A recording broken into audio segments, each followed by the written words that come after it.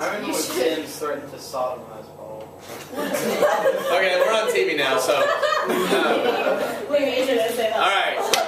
We left off talking about the midterm elections and how Clinton overextended himself by trying to push healthcare legislation. And who was in charge of the healthcare stuff? Hillary was. And for liberal people, this just confirmed her, great liberal lioness. And then for conservatives, this was their worst nightmare. A liberal, powerful woman pushing universal health care. In the South, this was end times, right? There was a kid who went here a couple years ago who believed with all his soul, he had a lot of crazy in him. He believed in his soul that Obama being elected, that he was the Antichrist. That he was the Antichrist.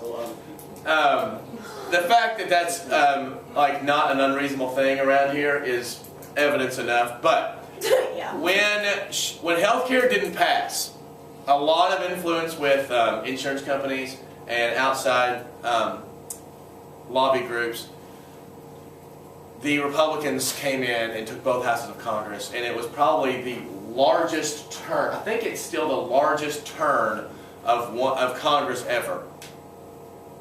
The Democrats lost like 77 seats or something like that, ridiculous, in the House. Yeah. It was bad. And what many of them ran on was this Republican idea they came up with called the Contract for America. And one of the things that Republicans were seen as in '94 was being the party of ideas.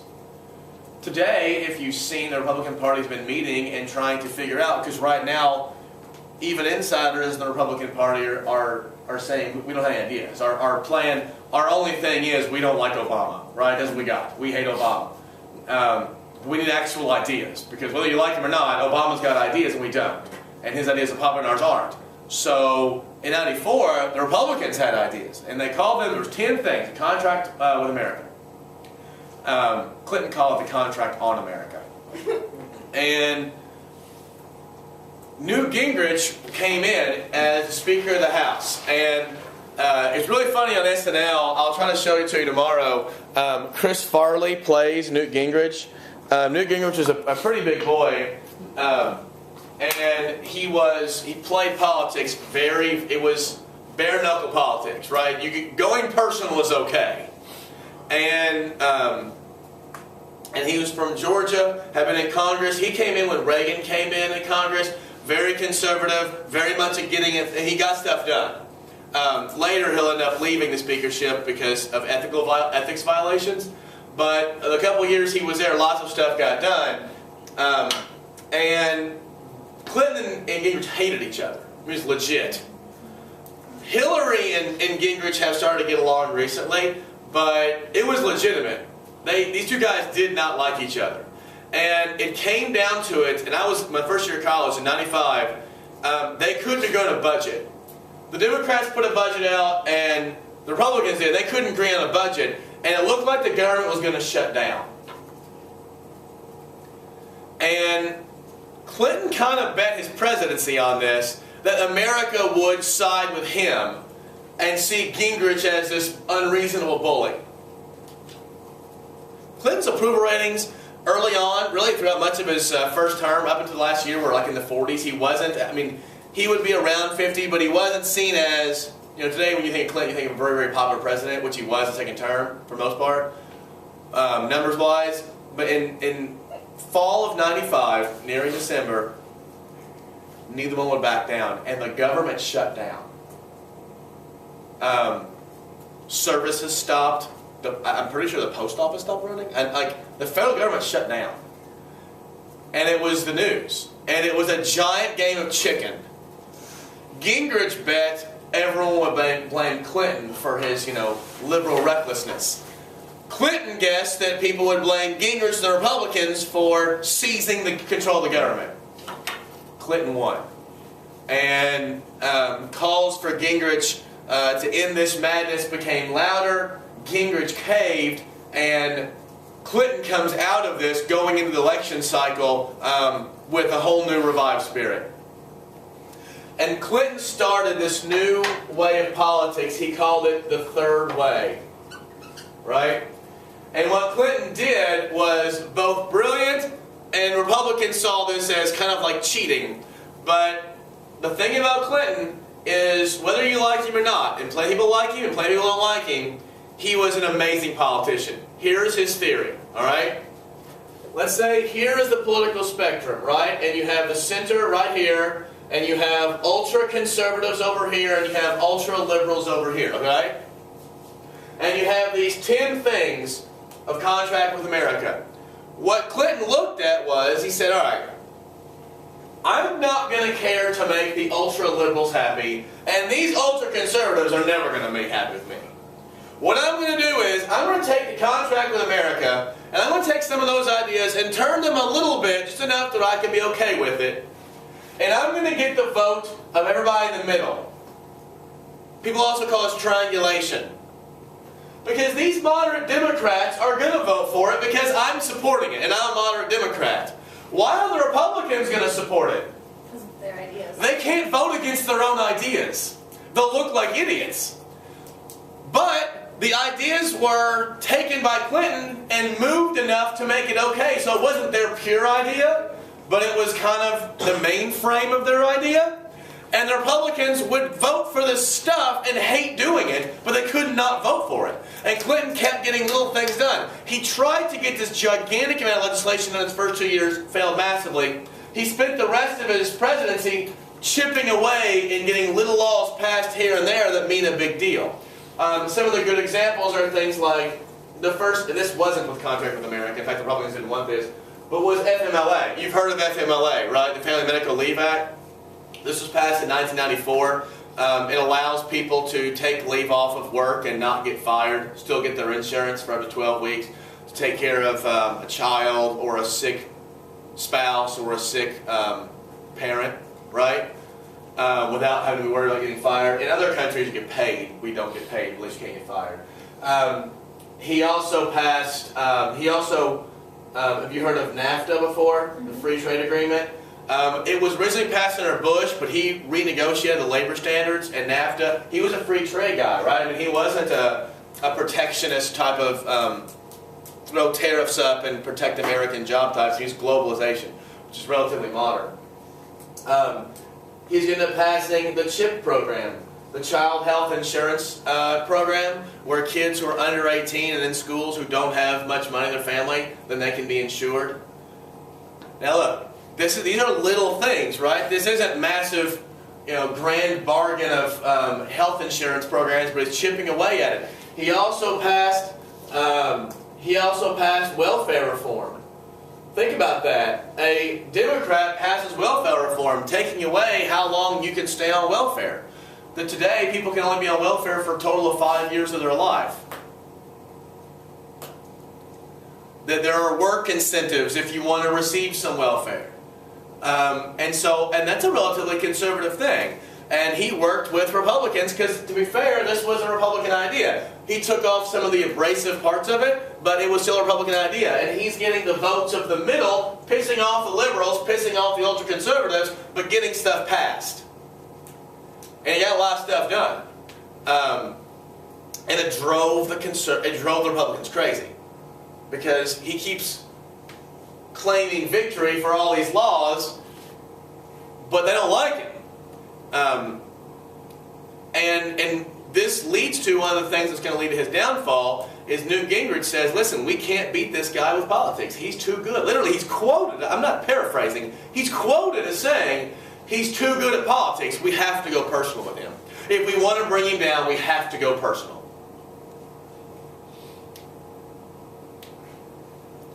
And we'll get to the Lewinsky stuff, we'll also see some of the primary evidence tomorrow of Lewinsky, and then some of the SNL stuff. I like to show you the actual things, and then the SNL sort of parody of it, which is funny. We also, let's see if you want to see up here on this map, which would be a bad map of this, but I guess we'll do our best. Is one of your maps maps ripped? Yeah, the first map got ripped a long time ago, and somebody fixed it. Actually, Haley Cutts, the girl who used to be, didn't used to be deaf, she's still deaf, but she used to go here. She sat right there. She was the one who gave me whole milk, and she fixed my maps. Wow. She was amazing. She was really funny. We came up with, every teacher has their own sign, right? Instead of having to spell out my name. And mine was Mr. like this, because my favorite phrase is go screw yourself. And so I was Mr. Go Screw Yourself. And I can't cuss in class, though I desperately want to. So I say Smurf a lot, you know. So we came up with, there's no sign for Smurf. So anyone spells Smurf every time. So we came up with our own, this means Smurf. And I didn't realize how fast I talk or how much I talk. But the interpreter, after about 50 or 55 minutes on a lot of days, her hands got so tired and Haley's eyes got so worn out that they would just stop. They were like, we're done for the day. I'm so worn out. Here is Yugoslavia, okay?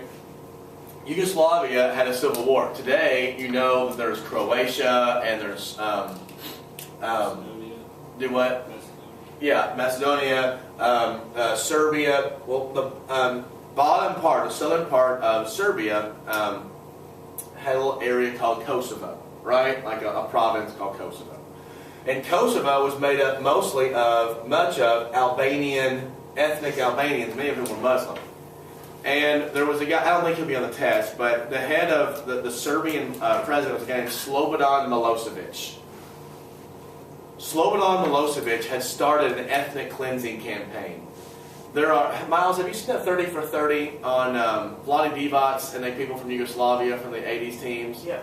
Yeah, they're talking about what went on during the Civil War. And in Serbia, there are these ethnic cleansings, and the Croats, the Croatians are mostly Muslim, and they're being attacked by Serbs, and Serbs are trying to wipe out the Kosovars. And finally, the United States gets involved. Europe wouldn't do anything about it. And the United States gets involved. Much of it, I think, because we had huge guilt over not doing much in Rwanda. Have you guys seen Hotel Rwanda? In Rwanda, which is in South Central Africa, Rwanda and Uganda, there was a war, and there were two tribes, the Hutus and the Tutsis, who were slaughtering each other. When I say slaughtering, I mean like machete slaughtering. And over 1 million people had estimated to die, and we didn't do much. With this ethnic cleansing, we did. The first ever female Secretary of State, Clinton appointed, her name was Madeleine Albright. Have I talked about her here before? Madeleine Albright, she actually was ethnically Czech. Her father I told you who her father was a professor at the University of Denver. His all-time favorite student was Condoleezza Rice, who graduated from college when she was 19. She was, when I told you, You told us that. yeah, tenured professor at Stanford when she's 26. She is awesome. Do what? Anyway, Madeleine Albright helped lead this war, and America literally went to war. We kicked out the Serbians from Kosovo, and we lost no Americans. Today, we actually have, the United States has a base in the Balkan region that is in between these. I mean, we're talking about ethnic cleansing. There was war crimes against these people. Some people have been gone to jail for life because of these war crimes. And Yugoslavia, the former Yugoslavia, has been ripped apart. What's ironic is America actually, we get a lot of press for this, America actually fought and defended Muslims who were being slaughtered. America is oftentimes charged with being at war with Islam and only fighting against Islam. But actually, and this is in '98, in '98 we actually protected millions of Muslims from ethnic genocide. It's not brought up that much. So Clinton had, so in terms of those laws, Clinton was getting little things passed. But in the end, what makes Clinton so freaking popular? Does anyone know? No. Why was Clinton? I mean, no, his scandals didn't make him popular. It certainly didn't make him popular. He was almost arrested. That made him. But that's not why he was popular. There is one awesome way to be popular if you want to be president. Have an awesome economy. 93 through 2000 was the most successful increase in economic production in American peacetime history. Obviously, you take out World War II. That's ridiculous. But our economy went up 7 or 8 straight years. Taxes did not go up, except for the wealthy. We'll talk about that. Literally and ironically, the size of the government shrank. Famously, Clinton said the era of big government is over. Think about that. Stuck between 2 conservative presidencies, he actually shrunk the government, where Reagan and Bush, 2 of the most conservative guys we've had in a long time, Bush, the second Bush, right, made the government drop huge, got huge. The economy was doing great. And for the first time in a long time, the economy was doing great without inflation. Our economy was advancing quickly without inflation. Because of the rapid technological growth, we got more productive, right? Computers were starting to be in every household, the internet's booming, we have all these new ideas. The stock market was on fire. I mean, you could blindfold yourself, throw a dart at the stock market page, put all your money in the stock market, and you're going to make a bunch of money. And people were, it's hard to be pissed when everyone's doing really well, right? Car companies can't make cars fast enough. I worked in the summer making car parts for Toyotas. Literally, does anyone's parents work in a factory? Like, your dad's an engineer in a factory, right? My mom is in a factory. Okay. Okay, do they ever... Well, my guardian works as a quality control. Okay, they were talking about production numbers, like we have to make this many in a day. Usually you go in and they think, okay, our production is making 700 brake parts or whatever, 700 brakes. In 97, 98, when I worked in the factory in the summers, our production literally was, they were making Toyotas so fast, we couldn't make them fast enough.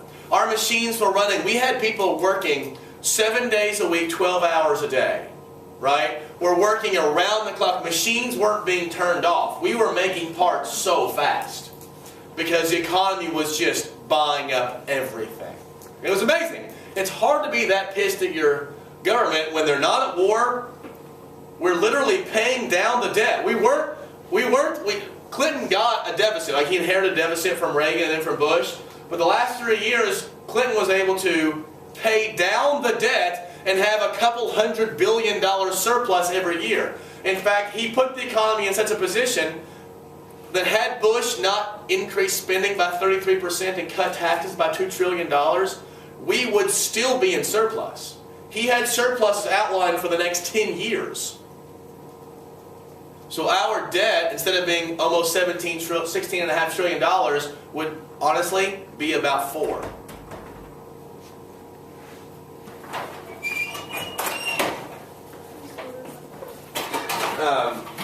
This is one of the reasons why Clinton was popular, because economically speaking, he was, it's got to be like that, sorry. People are going to be coming and going. You have to deal with it. If you want to sit over there and stare that way, you can do it. He also said this, and this is something Clinton did that only Clinton can do. He told rich people, I'm going to raise your taxes, and it's going to make you more money than you've ever made in your life. He convinced rich people the best thing for their money was to have their taxes raised. Because he was right. Because as the debt kept going up, interest rates, as Duncan can tell you from macro, what happens when you have debt? What happens to interest rates? Interest rates go up. And so people wouldn't put their money in the stock market, they put their money in bonds because you can get a good rate of return. Well, when money is put in the stock market, wealth can increase faster, but it wasn't. So he convinced rich people, listen, if I raise your taxes, we'll begin to slow down this debt. And then when we do that, interest rates will come down, which will allow people to borrow more, which will allow people to invest more, and it will make the stock market more attractive. And he did. And rich people got really rich. Today, like when he took over, being rich meant you were a millionaire. When he left office, it meant you were a billionaire. That's the difference. There literally is a billionaire class now. No one, I mean, billionaires, they're like 10, right? Now, being a billionaire isn't even what it used to be. Like, oh yeah, $1 billion, whatever. $1 billion. The economy was that fast growing. That's why he was popular. And he was on his way to doing even greater things until Monica Lewinsky. Monica Lewinsky was meant, I mean, to be fair, he's guilty of all this. But ironically, the people who were charging him with these things had just as bad a past as he did. Newt Gingrich had cheated on his wife, has cheated on every single wife he's had. He's had 3 different wives. But he was attacking him for morality. He had to leave because of ethics violations. This was kind of a dirty era. The guy that wrote up the impeachment charges against Clinton was a guy named Henry Hyde. Do you guys know who Larry Flint is? Oh crap, let me see how long this is.